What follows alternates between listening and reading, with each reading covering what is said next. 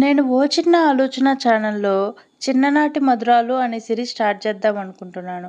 ఈ సిరీస్ అనేది ఖచ్చితంగా చాలా మందికి నచ్చుతుంది.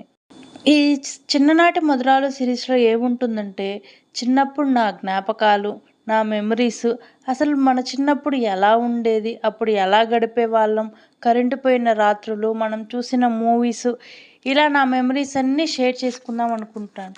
ఖచ్చితంగా ఈ సిరీస్ చూస్తే మీకు మీ చిన్ననాటి జ్ఞాపకాలు గుర్తొస్తాయి. ఆ తీపి జ్ఞాపకాలన్నీ మీరు మళ్ళీ గుర్తు తెచ్చుకుంటారు. సో, నా ఈ 'చిన్ననాటి మధురాలు' సిరీస్‌లో ఏముండబోతున్నాయి అంటే, కొబ్బరి చెట్టు కింద కూర్చొని తిన్న మా అమ్మ గోరుముద్దలు, మా తమ్ముడు నేను చేనుకి మందేయడానికి వెళ్లి కాలవలో ఆడుకునే ఆటలు, నా చిన్నప్పుడు నేను చూసిన ఫస్ట్ రూ. 2 థియేటర్ మూవీ, చిన్నప్పుడు మేము ఎక్కువగా ఆడిన ఆటలు. మాకు అప్పుడు హోలీ అంటే శ్రీరామనవమి వసంతాలే.